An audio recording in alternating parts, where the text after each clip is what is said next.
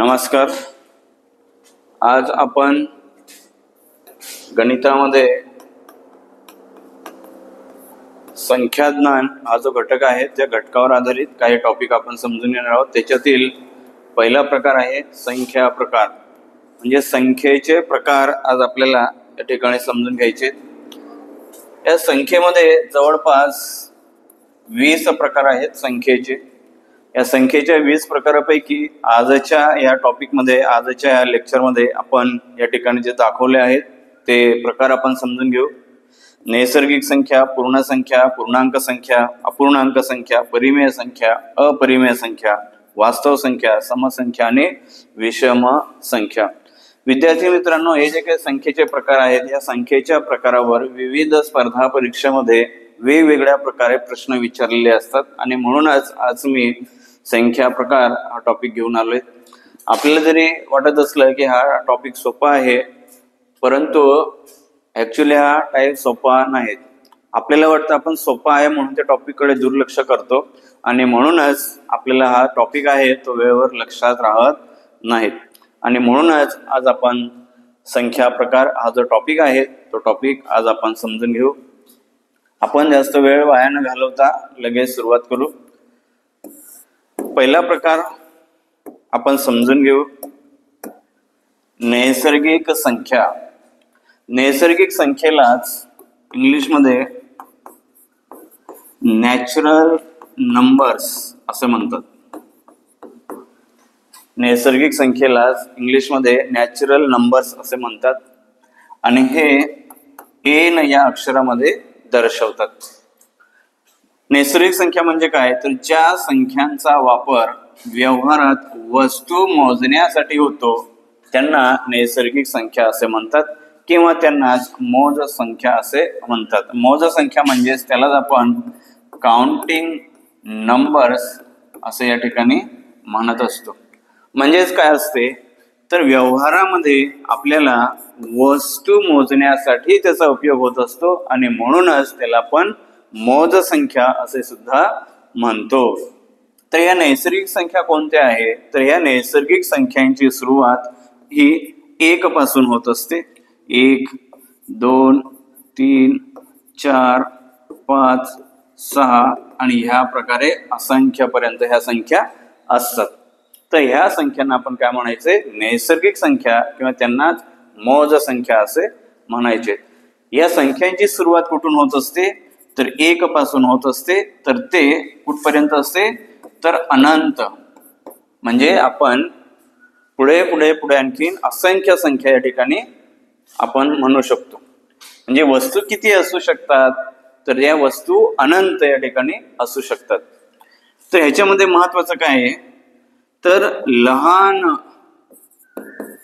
लहान नैसर्गिक संख्या कोणती, तर लहान नैसर्गिक संख्या या ठिकाणी आहे 1 आणि मोठी नैसर्गिक संख्या कोणती, तर मोठी नैसर्गिक संख्या ही सांगता येत नाहीत. तर हा एक टॉपिक महत्वाचा आहे, आपण या ठिकाणी लक्षात ठेवायचे. नैसर्गिक संख्या, तर लहान नैसर्गिक संख्या कोणती आहे, तर 1 आहे आणि मोठी नैसर्गिक संख्या कोणती आहे, तर ती सांगता येत नाही. तर अशा प्रकारे ह्याला म्हणायचं आपण नैसर्गिक संख्या. तर महत्वाचं काय या ठिकाणी, तर नैसर्गिक संख्यांची सुरुवात ही 1 पासून होत असते, तर त्या अनंत असतात. लहान नैसर्गिक संख्या कोणती आहे, तर 1 आहे आणि मोठी नैसर्गिक संख्या कोणती आहे, तर ती आपल्याला सांगता येत नाही. त्याच्यानंतर आहे दुसरी संख्या आहे पूर्ण संख्या. ह्यालाच इंग्लिशमध्ये आपण म्हणतो होल नंबर्स. होल नंबर्स आणि हे W या अक्षरामध्ये दर्शवतात. नैसर्गिक संख्यामध्ये 0 ही संख्या वाढवली असता तयार होणाऱ्या संख्या गटाला पूर्ण संख्या असे म्हणतात. उदाहरणार्थ बघा इथं 1, 2, 3, 4, 5 ह्या संख्यांना आपण काय म्हटलं होतं, नैसर्गिक संख्या. यांना आपण म्हटलं नैसर्गिक संख्या. तर ह्याच गटामध्ये 1, 2, 3, 4, 5 आणि ह्या नैसर्गिक संख्येच्या गटामध्ये आपण 0 ऍड केला तर आता हा जो काही तयार होणारा समूह आहे या समूहाला म्हणायचं आपण होल नंबर्स. एवढा एक फरक याच्यामध्ये लक्षात ठेवायचा आहे. आता याच्यामध्ये लहान लहान पूर्णांक संख्या कोणती, तर लहान पूर्णांक संख्या आहे 0 आणि मोठी पूर्णांक संख्या कोणती असं जर विचारलं तर मोठी पूर्णांक संख्या आपल्याला सांगता येत नाहीत. लक्षात ठेवा, लहान पूर्णांक संख्या कोणती आहे तर 0 आहे आणि मोठी पूर्णांक संख्या कोणती आहे तर ती आपल्याला सांगता येत नाहीत. आता विद्यार्थी मित्रांनो, हा जो काही 0 आहे ना, तर हा 0 व्यवहारामध्ये कुठे वापरण्यात आला सर्वप्रथम, तर सर्वप्रथम भारत म्हणजे आपल्या देशामध्ये ब्रह्मगुप्त नावाचे जे शास्त्रज्ञ आहेत ह्यांनी सर्वप्रथम शून्याचा उपयोग हा व्यवहारामध्ये आणला. त्यानंतर तिसरा प्रकार आहे पूर्णांक संख्या. पूर्णांक संख्या त्यालाच आपण इंग्लिशमध्ये म्हणतो integers, which is denoted by capital I. तर अशा प्रकारे पूर्णांक संख्या कॅपिटल आय मध्ये दर्शवतात, त्याला इंटिजर असे म्हणतात. सर्व नैसर्गिक संख्या शून्य आणि ऋण संख्या मिळून तयार होणाऱ्या संख्या समूहाला पूर्णांक संख्या असे म्हणतात. आता आपण बघितलं नैसर्गिक संख्या कोणत्या आहे, तर नैसर्गिक संख्या आहेत 1 2 3 4 आणि अशा प्रकारे. त्याच्यानंतर पूर्ण संख्या कोणत्या आहे, तर पूर्ण संख्या आपण बघितलं या ठिकाणी 0 1 2 3 4 ह्याप्रमाणे. आता हे इंटिजर्स कोणत्या असतात, तर सर्व नैसर्गिक संख्या म्हणजेच 1 2 3 4 5 ह्यांना म्हटलंय आपण नैसर्गिक संख्या. आता ह्याच्यामध्ये काय ऍड करायचं आपल्याला 0. आता 0 आपण ह्याच्यात मिळवला तर काय तयार झाले, होल नंबर्स किंवा पूर्ण संख्या झाली. आणि ह्याच्यामध्ये ऋण संख्या, आता ऋण संख्या म्हणजेच कोणत्या असतात, तर -1 -2 -3 आणि इकडे ह्याप्रमाणे या ठिकाणी ह्या असतात. तर ह्या ठिकाणी बघा, ह्या झाल्या नैसर्गिक संख्या, मध्ये 0 आपण मिळविला आणि ह्या झाल्या ऋण संख्या. या संख्या समूहाला काय म्हटलं जातं, इंटिजर्स म्हणजेच पूर्णांक संख्या असे म्हणतात. तर ह्याच्यामध्ये एक गोष्ट महत्वाची आहे, तर लहान पूर्णांक संख्या कोणती, तर लहान पूर्णांक संख्या आपल्याला सांगता येत नाही. लक्षात ठेवा. त्याच्यानंतर मोठी पूर्णांक संख्या कोणती, तर मोठी पूर्णांक संख्या सुद्धा आपल्याला सांगता येत नाही. तर ह्यापैकी आपल्याला काय सांगता येतं, तर ह्यापैकी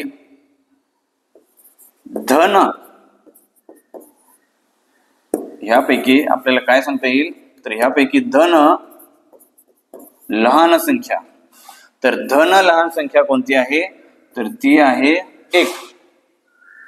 तर धन मोठी संख्या आपल्याला सांगता येत नाही. ऋण लहान संख्या आपल्याला सांगता येत नाहीत. तर आपल्याला काय सांगता येतं, ऋण मोठी संख्या, तर ऋण मोठी संख्या कोणती आहेत, -1.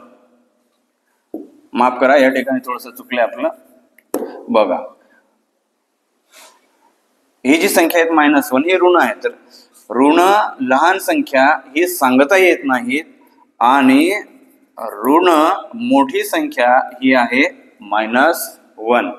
तर अशा प्रकारे आपल्याला थोडक्यात पूर्णांक संख्येची माहिती घेता येते.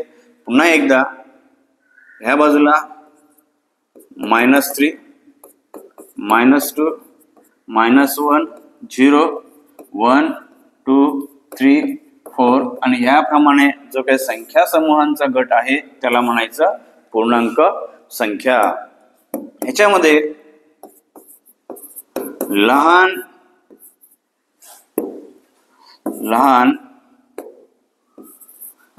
धन पूर्णांक संख्या, लक्षात ठेवा, लहान धन पूर्णांक संख्या कोणती आहे तर ती आहे 1. त्याच्यानंतर ह्याच्यामध्ये लहान ऋण पूर्णांक संख्या कोणती आहे तर लहान म्हणजे इकडे मायनस मध्ये असते, ती आपल्याला सांगता येत नाही, लक्षात ठेवा. त्याच्यानंतर पूर्णांक मोठी संख्या आपल्याला सांगता येत नाहीत. त्याच्यानंतर पूर्णांक लहान संख्या सुद्धा आपल्याला सांगता येत नाहीत. त्याच्यानंतर मोठी ऋण पूर्णांक संख्या ही असते -1, म्हणजे जवळपास 1, 2, 3, 4 आणि 5 ह्या 5 गोष्टी आपल्याला या ठिकाणी लक्षात ठेवाव्या लागतील. त्याच्यानंतर चौथा प्रकार आहे या ठिकाणी अपूर्णांक संख्या. आता अपूर्णांक संख्या म्हणजे काय असतात, ज्या संख्या पूर्णांक नसतात, म्हणजेच ज्यांची किंमत ही अपूर्ण असते त्या संख्यांना आपण पूर्ण संख्या असे म्हणतो, अपूर्णांक संख्या असे म्हणतो. आता उदाहरणार्थ 2, 3, 4, 5 ह्या काय झाल्या, ह्या पूर्ण संख्या झाल्या. पूर्ण संख्या झाल्या याचा अर्थ काय जातो की हा जो एक पेन आहे, हा एक पेन घे म्हटलं की काय झाली पूर्ण संख्या. एक पेन दे, एक अख्ख, त्याला म्हणायचं आपण पूर्ण संख्या. आता अपूर्णांक संख्या म्हणजेच काय, हा जो काही एक पेन आहे तो आपण पूर्ण सांगू शकत नाही. उदाहरणार्थ आपण एक आंबा, आता एक आंबा काय झाला, ही पूर्ण संख्या झाली, पण या एका आंब्याचे आपल्याला करायचे आहेत 2 भाग. एका आंब्याचे आपल्याला आता करायचे आहेत 2 भाग. आता हे 2 भाग करायचे असेल तर काय करणार आपण, 1/2. मग एखाद्या वस्तूचे आपल्याला एकापेक्षा जास्त भाग करायचे असतील तर त्या संख्येला आपण म्हणायचं आहे अपूर्णांक संख्या. उदाहरणार्थ एक आंबा घेतला, एक आंबा म्हणजे काय झाली, ही पूर्ण संख्या झाली. आणि मग एका आंब्याचे आपण 2 भाग केले. आता हे 2 भाग केले म्हणजे आपण कसे दाखवणार, 1/2. मग आता ही जी काही 1/2 आहे त्या संख्येला आपण म्हणायचं अपूर्णांक संख्या. म्हणजे ज्या काही वस्तू असतील त्या वस्तू आपल्याला पूर्ण न दाखवता त्याचे भाग आपल्याला दाखवावे लागतात, म्हणजेच ती संख्या अपूर्ण असते, त्याला म्हणायचं आपण अपूर्णांक संख्या. जसे की 1/2, त्याच्यानंतर 3/2 असेल, त्याच्यानंतर 5/6 असतील. तर अशा प्रकारे ज्या काही संख्या असतील त्या संख्यांना आपण म्हणायचं आहे अपूर्णांक संख्या. त्याच्यानंतर एक महत्वाचा टॉपिक आहे विद्यार्थी मित्रांनो, तो म्हणजेच परिमेय संख्या. परिमेय संख्या त्याला आपण काय म्हणतो, त्याला रॅशनल नंबर्स असे म्हणतात. आता बघा, 0 छेद नसणाऱ्या अंश व छेद स्वरूपातील 0 सहित सर्व संख्यांना परिमेय संख्या असे म्हणतात. किंवा ह्याच्या व्यतिरिक्त आपल्याला आणखीन एक दुसरी व्याख्या या ठिकाणी माहिती आहे, P/Q. ह्या स्वरूपामध्ये जर आपण लिहिलं तर P ही कोणतीही पूर्णांक संख्या आणि Q ही कोणतीही शून्येतर पूर्णांक संख्या, म्हणजेच Q is not equal to 0. म्हणजेच P ही कोणतीही पूर्णांक संख्या, कोणतीही पूर्णांक संख्याच म्हणजे त्या ठिकाणी धन संख्या चालेल, शून्य चालेल आणि ऋण संख्याही चालतील P ला, परंतु Q ला 0 चालणार नाहीत. अशा संख्या जर असतील तर त्यांना म्हणायचे आपण परिमेय संख्या. उदाहरणार्थ बघा, आपण ही संख्या लिहिली P/Q स्वरूपात. आता पी च्या ऐवजी काय काय चालू शकेल, 3/2 म्हणजे क्यू काय असणार आहेत, शून्य तर कोणतीही संख्या आपल्याला चालणार आहे, म्हणजे 3/2 ही असेल परिमेय संख्या, वजा 3/4 ही सुद्धा काय असेल परिमेय संख्या. त्याच्यानंतर 4/-3 हे सुद्धा आपल्या ठिकाणी चालणार. काय म्हणतो पी म्हणजेच काय आहेत, कोणतीही धन, शून्य आणि ऋण संख्या. तसेच 0/1 हे सुद्धा परिमेय संख्या चालणार आहेत. परंतु समजा आपण लिहिलं 4/0 तर ही परिमेय संख्या नाहीत.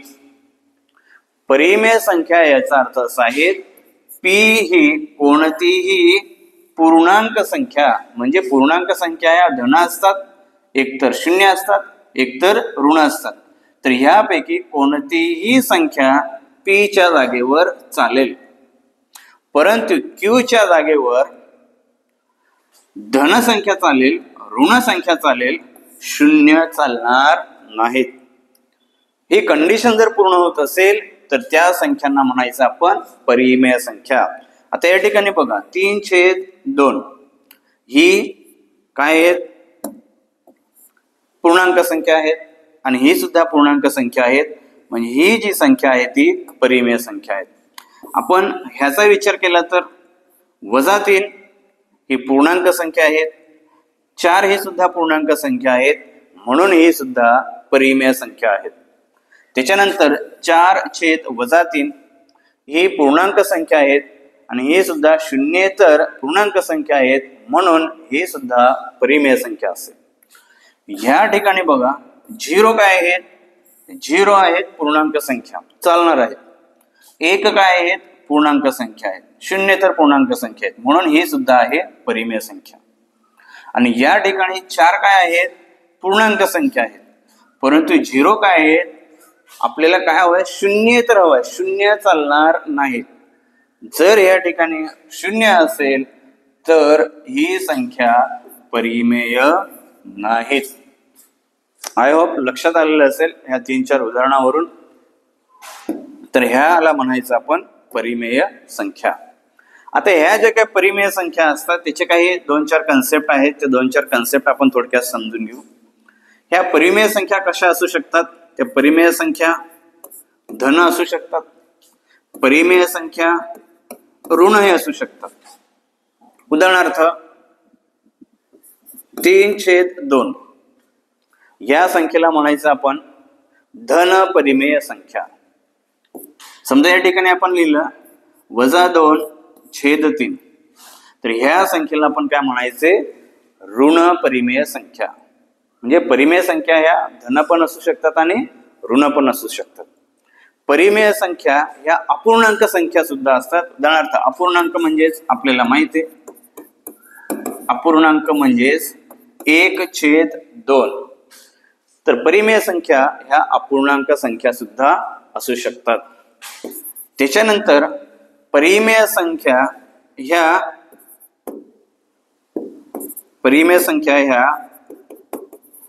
दशांश रूपात सुद्धा असू शकतात.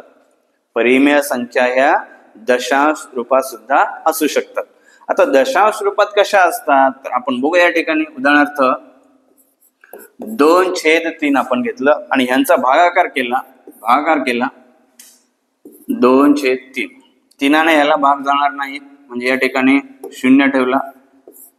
2 20, 3 सक 18, 18 वजा 2 0, 3 सक 18, म्हणजे त्या थांबणारच नाही.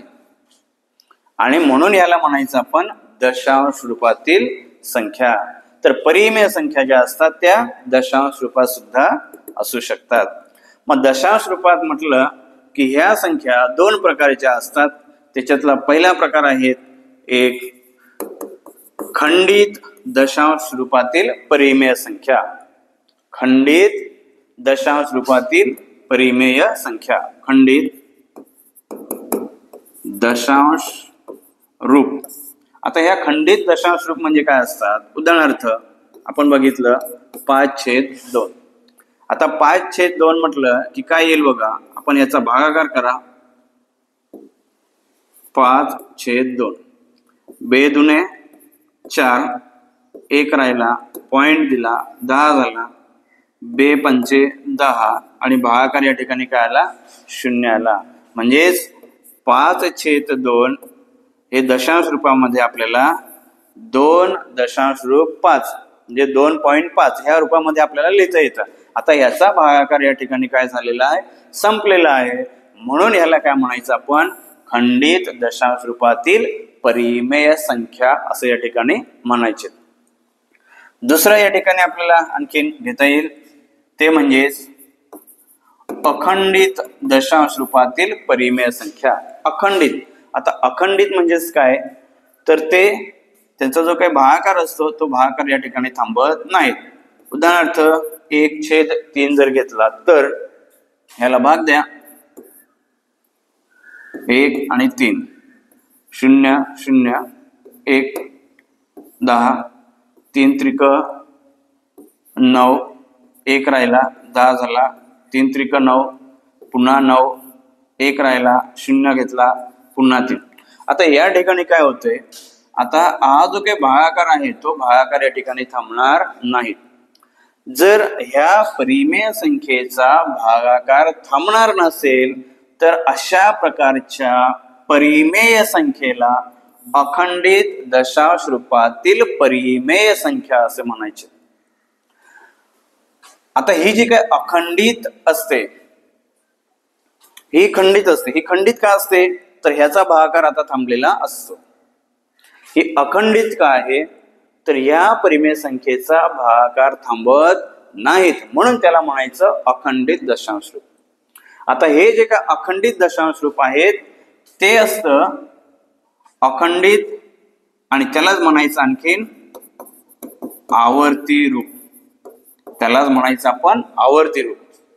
आता आवर्ती रूप म्हणजेच काय, तर ह्याचा भागाकार आपण केला, तो भागाकार काय आला आहे 0.33 आणि पुढे पुढे. आता 3 काय या ठिकाणी तो पुन्हा पुन्हा येतोय, पुन्हा पुन्हा येतोय, पुन्हा पुन्हा येतोय, म्हणून त्याला म्हणायचं आपण आवर्ती रूप. अखंडित आवर्ती दशांश रूप, त्याला काय म्हणायचे आपण, अखंडित आवर्ती दशांश रूप. याला इंग्लिश मध्ये म्हणतात टर्मिनेटिंग. टर्मिनेटिंग इथं लिहितो, ह्याला म्हणतात टर्मिनेटिंग. ह्याला म्हणतात टर्मिनेटिंग. आणि अखंडित ह्याला म्हणतात नॉन टर्मिनेटिंग. आणि ते आवर्ती आहे म्हणून त्याला non terminating recurring rational number असे या ठिकाणी म्हणतात. आता हे जे काय आहेत आणखीन महत्वाचं आहे. आता हे मी पुस्तक या ठिकाणी नॉन टर्मिनेटिंग रिकरिंग रॅशनल नंबरचे आहेत ते असे आलेत बघ, 0.333 आणि अशा प्रकारे. याला म्हणायचं आपण non terminating recurring rational numbers. ही लिहिण्याची एक पद्धत आहे. जो नंबर्सची संख्या पुन्हा पुन्हा आलेली आहेत त्या शून्याच्या वरती अशा प्रकारे एक डॉट लिहिला जातो, त्याला म्हणतात बार. तर ही अखंडित आवर्ती रूपातील जी संख्या आहे ती लिहिण्याची ही पद्धत आहे. किंवा और ह्याच्याऐवजी 0.3 आणि डोक्यावरती एक अशी आडवी रेघ लिहिण्याची पद्धत आहे. तर ही जी काय आहे अखंडित आवर्ती दशांश रूपातील जी काही संख्या आहे ती लिहिण्याची ही पद्धत आहे. तर आय होप तुम्हाला थोडक्यात परिमेय संख्या या ठिकाणी कळले असतील. नेक्स्ट आहेत अपरिमेय संख्या. त्याला आपण म्हणतो इरेशनल नंबर. त्याला म्हणतो आपण इरेशनल नंबर. ज्या संख्या परिमेय नाहीत त्यांना अपरिमेय संख्या असे म्हणतात, किंवा ज्या संख्यांना आवर्ती दशांश अपूर्णांकात व्यक्त करता येत नाही त्यांना अपरिमेय संख्या म्हणतात. एक गोष्ट महत्वाची आहे, ज्या परिमेय संख्या नाहीत उरलेल्या असतील. आता परिमेय संख्या म्हणजेच काय, तर त्यांचं रूप जे आहे ते कसे असते, ते दशांश रूपातील असते. परिमेय संख्या कशा असतात, दशांश रूपातील असतात. या दशांश रूपातील त्यांचं रूप कसं असतं, एक अखंड असतं आणि दुसरं खंडित असते. आणि हे जे काही अखंड असते ते अखंड जे असते ते असते आवर्ती.